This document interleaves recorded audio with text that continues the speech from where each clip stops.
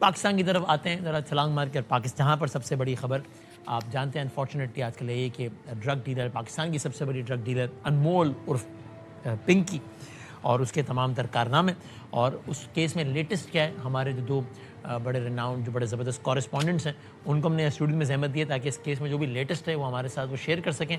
और इस दौरान ज़रा एक और जो एक पिंकी की एक और ऑडियो जो मंजर आम पर आई है, आप ज़रा सुनिएगा वो, ताकि ज़रा मज़ीद हमें स्टोरी को आगे ले आने में मदद मिले। सुनिएगा। जब आपको चाहिए ना तो फिर आप ये 20 वाला ना लिया करें ना, आप वो दूसरा ले लिया करें, गोल्डन स्टफ सबसे बेस्ट है। और 20 वाले में नमी भी है, लेना हो तो 25 वाला ही लिएगा। जो 25 वाला है ना बहुत अच्छा है, क्या मैंने सबको मैसेज किया है आज। 20 वाला बेकार है, 25 वाला बहुत अच्छा है। पर आपको नंबर सेंड किया होता है ना राइडर का, अगर मुझसे रब्ता ना हो तो राइडर को कॉल कर लिया करें। ये कोई 50,000 का भी नहीं देगा, इतना अच्छा स्टफ है। इसका बॉक्स भी गोल्ड कलर का होगा। आपको लड़के का नंबर सेंड किया, इससे अकाउंट डिटेल लेकर अमाउंट सेंड करवाएं, बस पूरे 10 मिनट में आपके पास पहुंच जाएगा राइडर। अमाउंट करवा के स्क्रीनशॉट सेंड करें। आपने भी इस अकाउंट पे अमाउंट करनी है, उसमें नहीं कर, जल्दी करवा देगा अगर चाहिए तो। गोल्डन स्टफ को आप दूसरे स्टफों के साथ थोड़ी कंपेयर कर सकते हैं, वो तो बहुत जबरदस्त चीज है। अगर वो चाहिए तो मैं लड़के से कह देती हूँ, वो भिजवा देता है। तो वो पड़े में 2-3 पीस पड़े में खास लोगों के लिए साइड पर रखवाए हैं। वो गोल्डन स्टफ है और 30,000 रुपए का है। और चले कोई बात नहीं, आप 25 ही करवा देगा। पानी पीने से नॉर्मल होती है, ज्यादा से ज्यादा पानी पी, बहुत तेज है। गोल्डन में भी नहीं मिलावट की हुई और इसके अंदर भी मिलावट नहीं है। पर एज क्यों पूछ रहे हैं? 24 एज है मेरी। अरे बहुत, अभी आप रेस्ट करें। मैं 2-3 दिन से वैसे ही नहीं सोई थी, अभी मैं सोई हूँ 1 घंटा पहले आँख लगी, सब लोग कॉल्स कर रहे थे, मैं सजा से ना उठ गई। ये सारी अभी अपडेट ज़रा हम लेते हैं। कामिल आरिफ साहब हमारे कॉरेस्पॉन्डेंट हमारे साथ हैं। थैंक यू कामिल भाई, बहुत शुक्रिया। नज़ीर शाह साहब, थैंक यू वेरी मच। नज़ीर भाई बहुत शुक्रिया।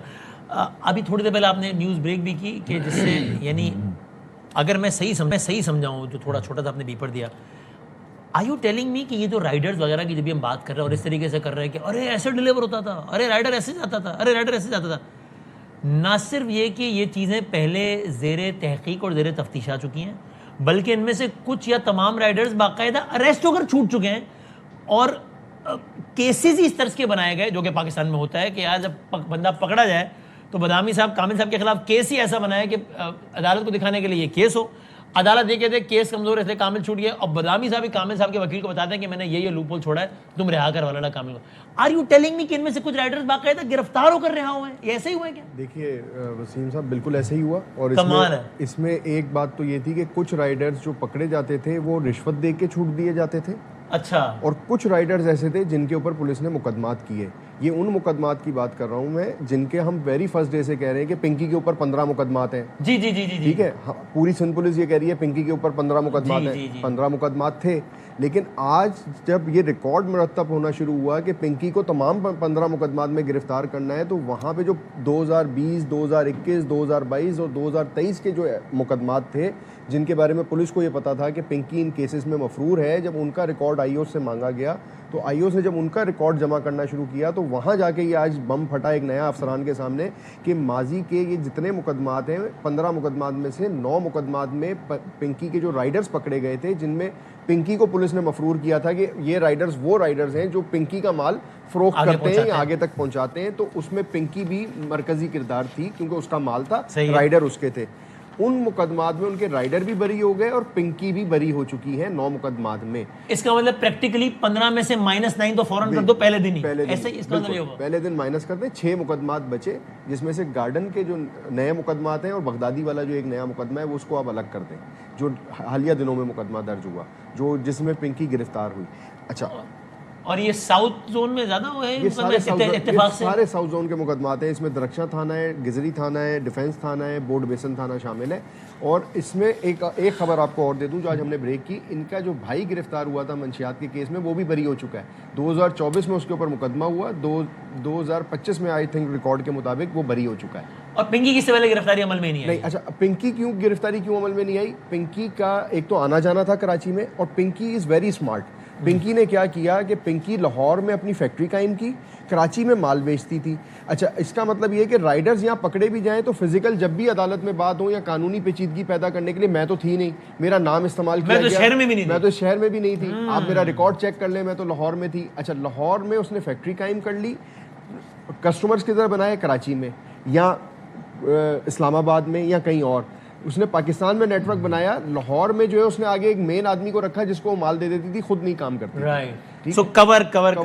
अच्छा, इनको भी जो एज हासिल हुआ होगा डेफिनेटली इसी तरीके से हुआ। अगर राइडर्स थे, राइडर्स के पीछे पिंकी ने अपने वकला को खड़ा किया, वकला ने प्ली ली होगी, पुलिस ने केस कमजोर बनाए, जो पुलिस हमेशा तौर के ऊपर कर पाती है। और इसमें आपने सुना होगा कि एडिशनल आईजी कराची ने भी आज ये बात की, और माजी के जितने एडिशनल आईजीज रहे और आईजीज रहे, उन्होंने एक बात की कि हमारी प्रोसिक्यूशन बहुत कमजोर है। तो प्रोसिक्यूशन कमजोर है तो पिंकी भी रिहा हो जाएगी। तो फिर तो अब इसमें भी बताइए ज़रा कि जो नज़ीर साहब, जो एक बहुत मारूफ फूड डिलीवर करने वाली कंपनी है जिसकी ऐप पे बहुत सारे लोग, ये बाकायदा उसके ड्रेसेस भी इस्तेमाल होते रहे हैं कि उसकी वर्दियों में कि कोई नज़ीर शाह या कामिल आरिफ भोला बंदा समझ रहा है कि बर्गर डिलीवर हो रहा है, असल में कुछ और ही डिलीवर हो रहा है। देखें, जब गुज़श्ता रोज़ हम बैठे थे तो हमने ये बात डिस्कस की थी कि मुख्तलिफ तरीके से ये फूड डिलीवरी वाले बनकर जब जाते थे, लेकिन आज जब इसके जानिब से तहलका खेज़ इंकशाफात किए गए कि जो कराची की या पाकिस्तान की मारूफ फूड डिलीवरी